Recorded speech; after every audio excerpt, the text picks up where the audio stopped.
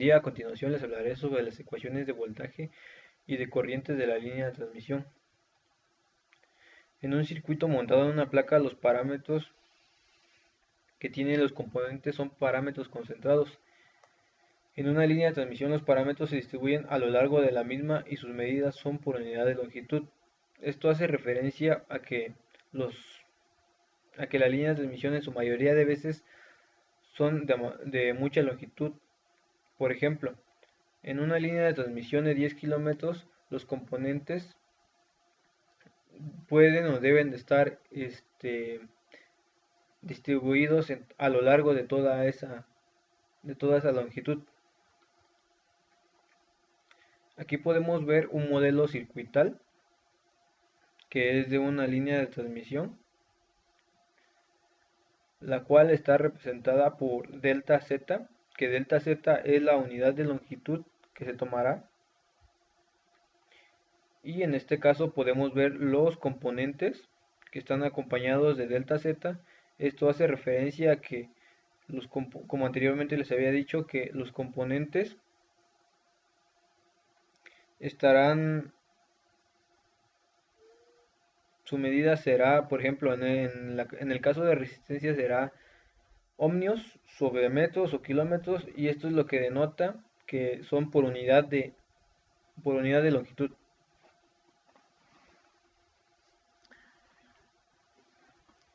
Ahora lo que tenemos que hacer es explicar cómo se relaciona el voltaje de entrada y el voltaje de salida, la corriente de entrada y la corriente de salida, lo cual nos llevará a un modelo matemático o a ecuaciones diferenciales para poder resolver este ejemplo.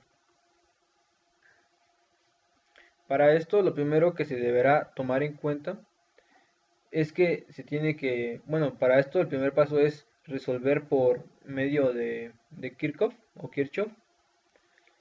Para la malla 1 tenemos que el voltaje será menos el voltaje de z, t más, más la resistencia por delta de z por i por z, t, que es la corriente que surge, bueno, que es conducida por acá, más la inductancia de delta de z por la diferencial de la corriente sobre la diferencial del tiempo, más, más el voltaje de salida, que es V por Z más delta de Z por coma T.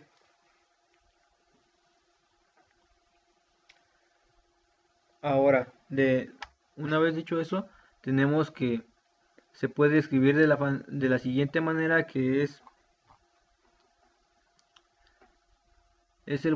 ya haciendo el despeje, es el voltaje de entrada igual a la resistencia por la corriente más la inductancia por la diferencial del tiempo por la diferencial de la corriente sobre la diferencial del tiempo más el voltaje de salida. Ahora tenemos que esta ecuación se puede representar de esta manera, haciendo un despeje. Este término se puede pasar de este lado con signo contrario, signo negativo, y tenemos que queda de la siguiente manera. Ahora, este signo pasó con signo negativo. El ser signo negativo y multiplicarlo por el signo positivo, más por menos es menos, y queda de esta manera. De ahí, este término con este término se pueden cancelar, ya que son de signos opuestos, se cancelan, quedándonos solamente esta parte, pero con un signo negativo, entonces podemos multiplicar por un signo negativo de nuevo y quedaría menos por menos más la derivada de voltaje sobre la derivada de la longitud igual. Aquí es un signo positivo, pero como multiplicamos por un signo negativo esta parte, tenemos que multiplicar toda la ecuación, quedándonos menos, multiplicando un signo menos a toda esta parte de acá. Y así es como tuvimos esta primera ecuación, que la llamaremos ecuación 2.1. Ahora, aplicando la ley de corriente, en el nodo 1 tenemos que I1 es igual a I2 más I3 más I4. E I1 es igual a esto, que es igual a I por Z, T. Y tenemos de igual manera que I2 es igual a I por Z, T más la derivada de la corriente sobre la derivada del tiempo por delta de Z. Y tenemos que I3 es igual a el voltaje de entrada por G delta de Z, que está acá, el voltaje de entrada por G delta de Z, que sería la resistencia. Y ahora tenemos I4, que es igual al capacitor por delta de Z por la derivada del voltaje sobre la derivada del tiempo. Ahora solamente tenemos que retomar esta ecuación de acá, que es la sumatoria de las corrientes. Bueno, que I1 es igual a la sumatoria de las demás corrientes. Y tenemos que I1, como es igual a I por Z, T, la denotamos de este lado, que sería igual a I1. Y aquí simplemente es I1, I1, I2, que tomaría el simple, se sustituye. Aquí podemos ver I2, aquí está sustituyéndose I2, más I3, que aquí está I3, y se sustituye acá en I3, más I4, y esto sería I4. Ahora simplemente lo que queda es simplificar, y tenemos que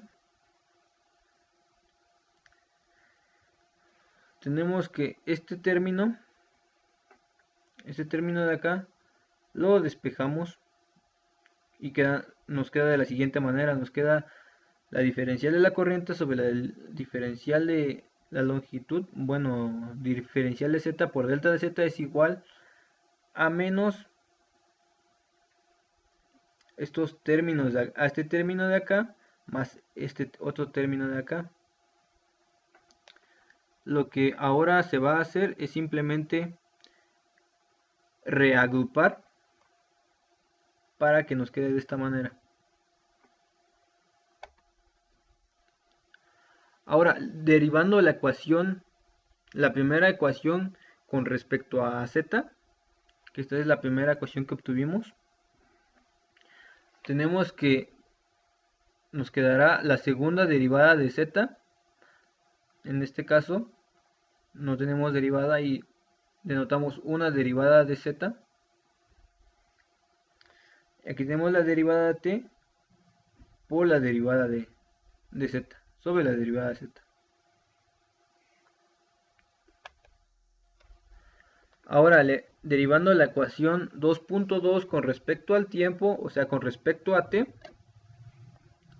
tenemos que esta ecuación, al derivarla con respecto a T, nos queda de esta manera, simplemente que con una diferencial del tiempo de este lado, y de igual manera de este lado con una diferencial de tiempo. Y aquí, al momento de tener una diferencial del tiempo, nos queda la segunda diferencial de tiempo, y esto nos da como producto la ecuación 2.4, que más adelante de igual manera se va a utilizar. Sustituir la ecuación 2.2 y la ecuación 2.4 en la ecuación 2.3. Esta es la ecuación 2.3 en la que se va a sustituir. Entonces, esta parte sustituirá a esta parte de acá. Y esta parte de acá va a sustituir a esta parte de acá, como se ve acá. Aquí podemos ver que simplemente lo único que se respeta es la R, la cual se saca aparte y entra esta parte de acá sustituyéndose. Y ahora más L por esta parte de acá,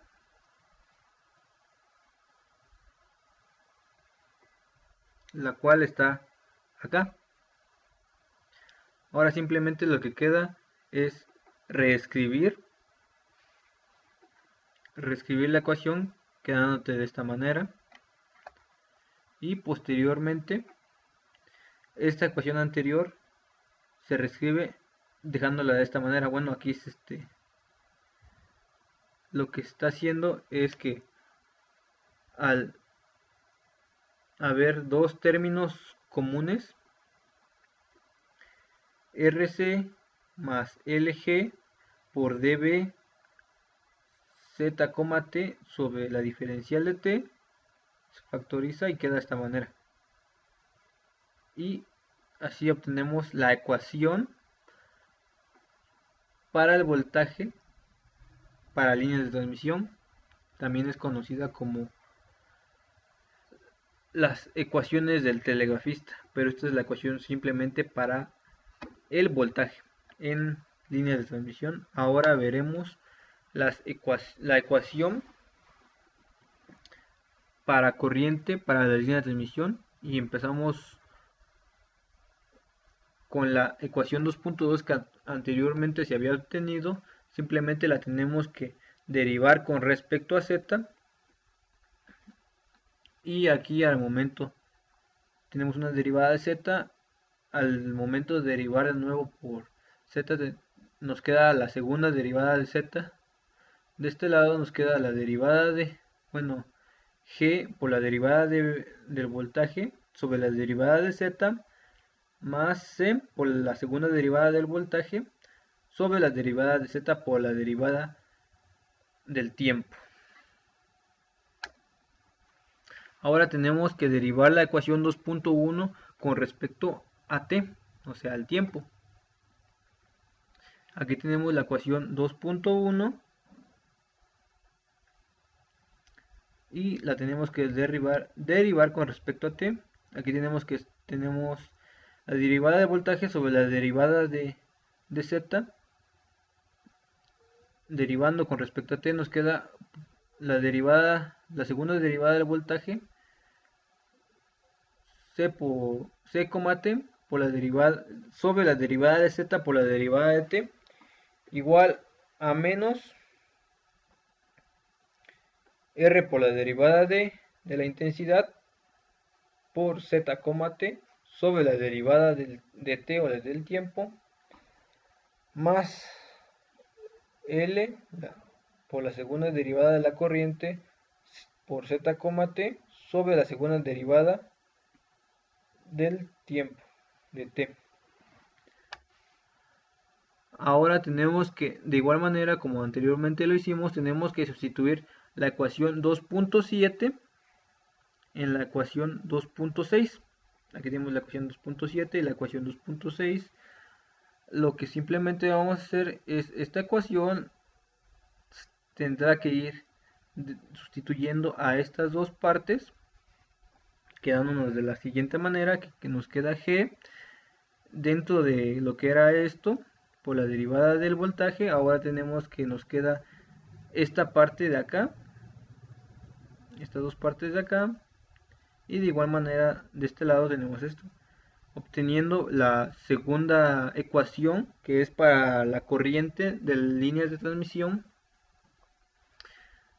Y aquí tenemos las ecuaciones del telegrafista, o que es lo mismo la ecuación para el voltaje para líneas de transmisión, y la ecuación de corriente para líneas de transmisión, que también es conocida como ecuaciones del telegrafista o en otros países como ecuaciones del teléfono.